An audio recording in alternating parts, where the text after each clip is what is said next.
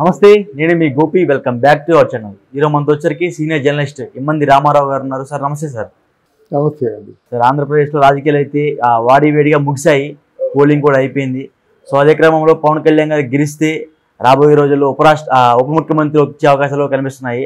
ఒకవేళ ఉప ముఖ్యమంత్రి రాకపోయినా సరే కేంద్ర మంత్రిగా వచ్చే అవకాశాలు కూడా కనిపిస్తున్నాయి. సో దానికి మీరే ఉంటారు? అంటే ఇక్కడ విషయం ఏంటంటే ఎంట గెలిచి రచ్చ గెత్తమంటారు కదా. ముందు మన ఇంట్లో మన కుటుంబాన్ని చక్కదిద్దుకొని ఓహో సక్సెస్ఫుల్ ఫ్యామిలీ అంటే అప్పుడు పక్క వీధిలోకి వెళ్ళి అసలు మీ కష్టాలు ఏంటి, నీళ్ళు రావడం లేదా, ఏంటి కరెంట్ ఆగిపోతుందా, లైట్లు పనిచేయటి అంటాం. అసలు నా ఇల్లు పూర్తిగా ఇల్లంతా కూలిపోయే పరిస్థితుల్లో ఉండి ఎప్పుడు పడిపోతుందో తెలియకుండా నా ఇంట్లో కిరసనాయిల దీపం కూడా లేకుండా ఊరి మీద నీ సేవ ఏం చేస్తాను నేను.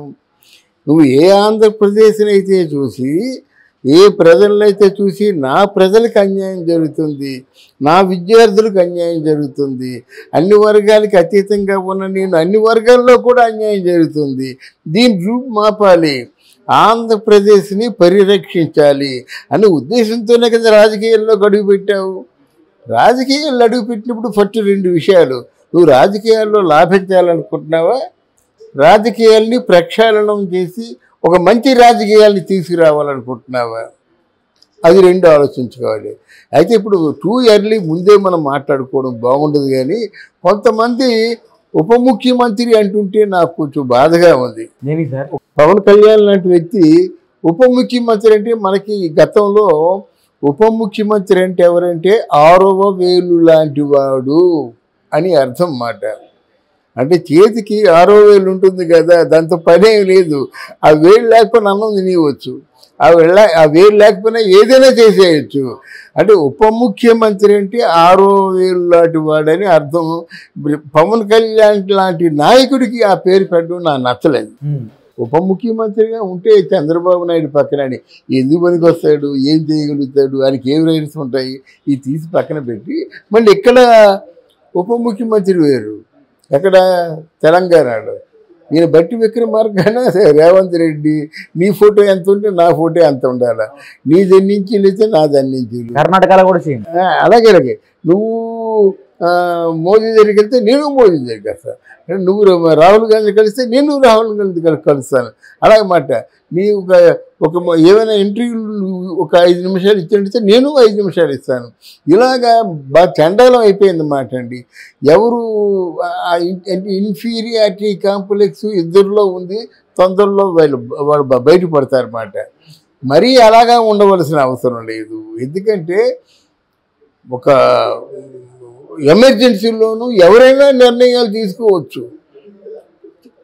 రేవంత్ రెడ్డికి ఆరోగ్యం బాగాలేదు, అప్పుడు తీసుకోవచ్చు, నో ప్రాబ్లం. అలాగే బట్టియే ఒకసారి మొత్తం తెలంగాణ అంతా సమన్వయపరుస్తూ అక్కడ ఒకసారి అబ్జర్వర్గా వెళ్ళొచ్చు, తప్పేముంది.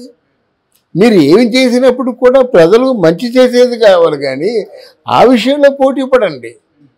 ఇప్పుడు అది మన కాళేశ్వరం డ్యామ్ అన్నారు, మరి అది ఇంతవరకు ఎవరు ఏం చెప్పలేదు. మొన్నేమో ధరణి అన్నారు, ఇంతవరకు ఏం చెప్పలేదు. ఎంత ఏం చెప్తున్నానంటే అధికారంలో ఉండి కళ్ళు మూసుకొని కూర్చున్న వాళ్ళు మీ గురించి అనుకోవాల్సిన మాటలు అనుకుంటుంటారు. కానీ అలాగే పవన్ కళ్యాణ్ గారు కాకూడదు.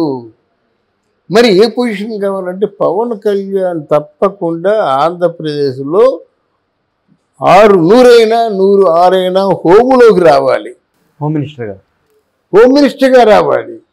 హోమ్ మినిస్టర్కి అడ్డు ఉంటాయి అధికారాలు. హోమ్ మినిస్టర్కి ఎలాంటి అధికారాలు ఉంటాయో చెప్తా నేను.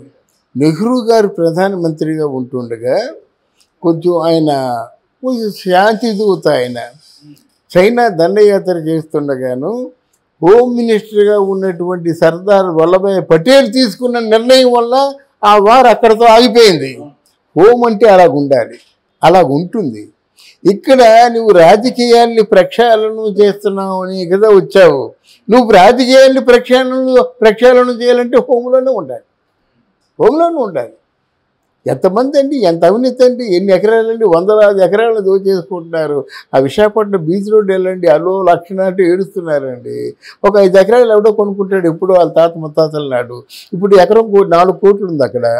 మరి 5 ఎకరాలు 5 నాళ్ళు 20 కోట్లు తీసేసుకొని ఒక విజయసాయి రెడ్డి లాంటి వాడేమో గంచేయించేసి నువ్వు మాట్లాడొద్దు, 1 కోటి రూపాయలు ఏదో అరేంజ్ చేస్తాం, ముందు 50 లక్షలు తీసుకెళ్ళిపో, తర్వాత ఎప్పుడో వచ్చి తీసుకెళ్ళి అంటారు అన్నమాట. అది గుండె అయిపోతుందండి. 20 కోట్లు ఎక్కువ 1 కోటి రూపాయలతో సెటిల్ చేస్తున్నారండి. ఇది సత్యం. ఆధారాలు ఉన్నాయి సార్? ఆధారాలు ఉన్నాయా? ఉన్నాయి. ఆ విశాఖపట్నం బీచ్ అంతా అయిపోయింది కదండి. సముద్రం అంతా తలో 4-5 వందల ఎకరాలు, తలో 10 ఎకరాలు, తలో 20 ఎకరాలు సంపాదిస్తాం. ఆధారాలతోనే ఉన్నాయి ఇక్కడ. అంతే, ఆధారాలు దొరకకూడదనే మొత్తం ఆ ఒరిజినల్స్ అన్ని అందరు పెట్టుకునే ప్రయత్నం చేస్తున్నాడు ఇప్పుడు. అందుకనే వైజాగ్ క్యాపిటల్ అంటున్నాడా? అందుకనే వైజాగ్ క్యాపిటల్ అంటే అక్కడ చాలా భూ కబ్జాలు చాలా జరిగాయండి. చాలా అఫీషియల్ భూములన్నీ కూడా కబ్జా అయిపోయి, ఆనాటి అంటే బ్రిటిష్ కాలం నాటి మంచి బంగ్లాలు ఉన్నాయండి అక్కడ. ఇప్పుడు ఫర్ ఎగ్జాంపుల్ కేజీహెచ్ ఉందనుకోండి, ఎన్నో 100 ఎకరాలు అన్నమాట. అంటే 100 ఎకరాల్లో హాస్పిటల్ కట్టారు కదా. అంటే ప్రెమిసిస్ ఉంచుతారు, ఎందుకంటే ఎప్పటికైనా ఈ జనాభా పెరిగినట్టయితే అలా డెవలప్మెంట్ చేసుకుంటూ వెళ్దామని. దాంట్లో 20 ఎకరాలు ఆక్రమించేశారు. ఏమిటి ఇదంతా? అక్కడ 10 కోట్లు 20 కోట్లు ఉంటుంది ఎకరం. మరి 200 ఎకరాలు అంటే ఏంటి? అలాగే యూనివర్సిటీ ఉంది, ఆంధ్ర యూనివర్సిటీ అంటే సుమారు నాకు తెలిసి ఒక 500 ఎకరాల పైనే ఉంటుంది. ఇది తక్కువది కాదు కదా. ఆంధ్ర యూనివర్సిటీలో అన్నీ ఉన్నాయన్నమాట. ఎవరి మీటింగ్ అయినా అక్కడే కదా మీటింగ్ అవుతుంది. తర్వాత చాలా ప్లేస్ ఉంది. అటువంటి ప్లేస్లో నువ్వు మిగతా ప్రభుత్వం బిల్డింగులు కట్టుకుంది, ఆ బిల్డింగులు లావని అంటున్నారు. ప్రభుత్వం ఎందుకు కట్టాలి, ఆ బిల్డింగులు లావని ఎందుకు అనాలి? సో ఇటువంటి ఎన్ని ఉంటాయన్నమాట. ఈ ప్రక్షాళన అవ్వాలంటే పవన్ కళ్యాణ్ హోంలోకి రావాలి. అంటే ఇవన్నీ చంద్రబాబు గారు చేయలేరంటారా? చంద్రబాబు నాయుడు ఎక్కువగా ఆలోచిస్తాడు. ఒకవేళ మనం కానీ యాక్షన్ తీసుకుంటే ఆయన బ్యాక్గ్రౌండ్ ఎవరున్నారు, వాళ్ళేమో అడ్డగోలుకు వచ్చి మన పడితే తర్వాత ఏమవుతుంది, మనం తీసుకునే యాక్షన్ మీద ఇంకెవరైనా యాక్షన్, ఇంత ఆలోచించాల్సిన అవసరం లేదు. పవన్ కళ్యాణ్ గారు అంత ఆలోచించారంటారు. అంత ఆలోచించారు. అంతే. నా పేరు పవన్ కళ్యాణే కాదు, నేను నా తాట చేసేదంటే తాట తెస్తాడు అంతే. అన్నయ్య మాట కూడా ఉండే కదా, నువ్వు ప్రజారాజ్యాన్ని ఎందుకు కలిపేసావు, అది నాకు నచ్చలేదు అని చెప్పి నిక్కచ్చిగా చెప్పినాడు కదా బిడ్డ లాంటి పవన్ కళ్యాణ్. ఆయనలా అది ఉంది. హోమ్ మినిస్టర్కి ఆదేశం కలగాలి. మీకు ఫర్ ఎగ్జాంపుల్ సందర్భం వచ్చిందానికి చెప్తున్నాను. చెప్పండి. డిటి నాయక్ గారు అని ఒక స్పెషల్ పోలీస్ ఆఫీసర్ ఉండేవారు, డీజీపీగా రిటైర్ అయ్యేవారు. ఆయన కాకినాడలో ఉన్నప్పుడు కిమ్మిన్నాసి ఎవరు కూడా సినిమా రోడ్లోనూ ఎన్నో గొడవలు జరిగాయి. అటువంటిది మారిపోయి చివరకు కాకినాడలో డిటి నాయక్ నగరాన్ని పెట్టారు. అర్థమైందా? అలాగే విజయవాడలోనూ అంటే పెద్ద అంటే ఇవి ఎవరు రౌడీలకి వారసులు వీధి గుండాలు ఉండేవారు కిమ్మిన్నాసి. అలాగే విశాఖపట్నంలో ఉన్నప్పుడు ఏంటంటే డీజీపీగా ఉంటున్న ఎస్పీగా ఉన్నప్పుడు మంత్రుల కొడుకులైనా ఎమ్మెల్యేల కొడుకులైనా తీసుకొచ్చి మొత్తం అరగుండు చేయించేవాడు. అంటే ఇప్పుడు అని చెప్తున్నాడు అనమాట. అంటే ఇంత సివియర్గా యాక్షన్ తీసుకుంటేనే ఇప్పుడు 3 ప్రాంతాల వారు కూడా ఆయన రక్షిస్తారు. అది ఎందుకంటే అంత సివియర్గా యాక్షన్ తీసుకోవాలంటే పవన్ కళ్యాణే రావాలి. అంటే ఇప్పుడు చంద్రబాబు గారు పార్టీ పెద్ద, సెకండ్ పొజిషన్ వచ్చేసరికి అంటే జనసేన పార్టీ వ్యక్తిగా పవన్ కళ్యాణ్ గారు, మరి నారా లోకేష్ ఎక్కడికి వెళ్తారు సార్? నారా లోకేష్ కూడా రెవెన్యూ లాంటి ఇంపార్టెంట్ శాఖలు ఇస్తారండి. పవన్ కళ్యాణ్ కి చంద్రబాబు పవర్స్ ఉండవు కదా లోకేష్? లేదు, హోమ్కి చాలా పవర్స్ అండి నారా లోకేష్. హోమ్ అంటే హ్యాండిల్ చేయడం తెలియాలి. హోమ్ 100 కోట్లకు 200 కోట్లకు అమ్ముడుపోయినట్టయితే ఇప్పుడు సరుస్తున్నారు కదా, ఇప్పుడు అక్షింతలు పడ్డాయి కదా కేంద్రం నుంచి, అలాగే ఉంటుంది. కానీ హోము నిజంగా నిస్వార్థంగా పనిచేస్తే రాష్ట్రం బాగుపడుతుందండి. సో మీ అభిప్రాయం ప్రకారం పవన్ కళ్యాణ్ గారికి హోమ్ వస్తుంది అనుకుంటున్నారు? హోమ్ రావాలి, ఇవ్వాలి.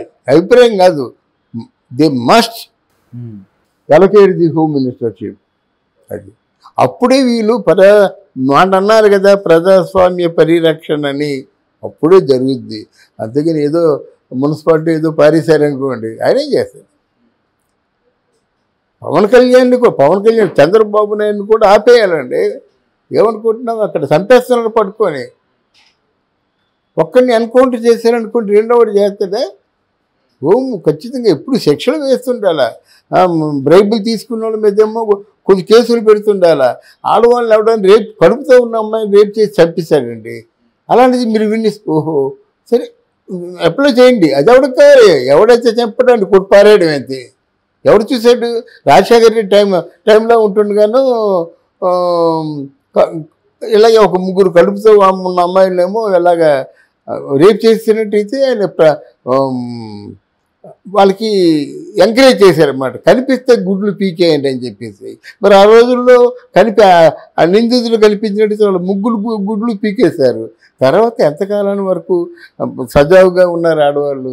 అలాగే ఆడవాళ్ళని కడుపుతో ఉన్న వాళ్ళు రేపు చేసి చంపేసేవాళ్ళని, ఎవరైనా చిన్నపిల్లలు ఎవరు దిక్కు దివానం లేకపోతే వాళ్ళు చంపేసే వాళ్ళకి సరైన శిక్ష పడాలండి. పడకపోతే ఏముంది? ఈరోజు లా అండ్ ఆర్డర్స్ ఏముంది? ఇంతవరకు ఏదైనా ఒకే ఎఫ్ఐఆర్ అయినా బుక్ చేసుకున్నారండి.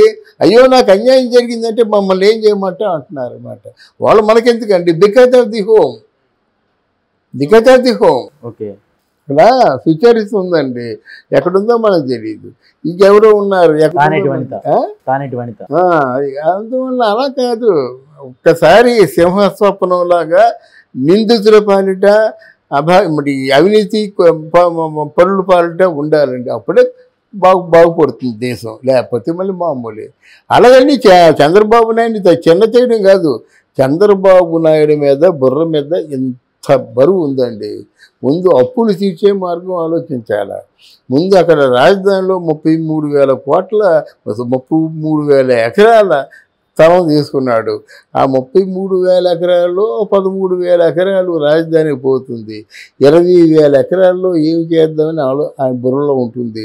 ఇది ఇంప్లిమెంట్ అయ్యేసరికి 2 సంవత్సరాలు పడుతుంది. అంటే జపాన్ వాళ్ళు కానీ సత్యనాథన్లో కానీ ఎవరైనా సరే, అప్పుడు జపాన్ వాళ్ళు వచ్చారు, సింగపూర్ వాళ్ళు వచ్చారు, అమెరికా వాళ్ళు వచ్చారు, చిటికేస్తే వస్తారన్నమాట. ముందు అది బంజరుగా అంటే మామూలు సెజ్జు భూమిగా ఉన్నదాన్ని పరిశ్రమలుగా మార్చి కనీసం ఒక 2 లక్షల మందికి ఉపాధి అవకాశాలు కల్పించినట్టయితే 4 ప్రాంతాలు ఉన్నాయండి. మన తిరుపతి ఒక ప్రాంతం, ఈస్ట్ గోదావరి, రాజమండ్రి టు కాకినాడ 2 కలిసిపోతాయి. పరిశ్రమలు వస్తాయి. రాజమండ్రి నుంచి కాకినాడ, విజయవాడ నుంచి గుంటూరు, అక్కడ తిరుపతి ఉంటే సుభిక్షంగా ఉంటారన్నమాట. ఇప్పుడు ఏం చేస్తున్నారు?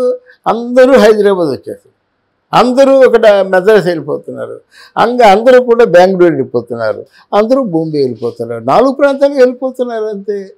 ఇంతకాలం పెంచినటువంటి తల్లిదండ్రులు ఏమైపోతారండి? వాళ్ళు బిడ్డలు కళ్ళ మంది ఉంటారు కదా, ఆ బిడ్డలను చూసి బతికేద్దాం అనుకుంటే వెళ్తాడు. ఎప్పుడో ఏదో రూపాయి పాపాయి పంపేస్తారు. కానీ అది కాదు కదా. వాళ్ళు ఆ మాత్రం తల్లిదండ్రులు బతికేస్తారు. కానీ బిడ్డలు ప్రయోజకులయ్యి తన కళ్ళ ముందు కారులో వెళ్ళిపోతూ నాన్న నీకేం కావాలంటే వాళ్ళు పొందే ఆనందం వేరు కదా. ఆ ఆనందం కోల్పోయారు కదా మొత్తం ఆంధ్రప్రదేశ్ అంతానా. ఎవరున్నారండి? అక్కడ ఉద్యోగాలు ఎక్కడ ఉన్నాయి? అలా ఉద్యోగాలు అంటే మా టైంలోనే ఉద్యోగంలో 10,000 అంటే పెద్ద గొప్ప. ఇప్పుడు 10,000 ఉద్యోగం దేని పనికి వస్తుందండి? కనీసం 30,000, 40,000, 50,000 ఉంటే కానీ అదే చంద్రబాబు నాయుడు చెప్పాడు మాట.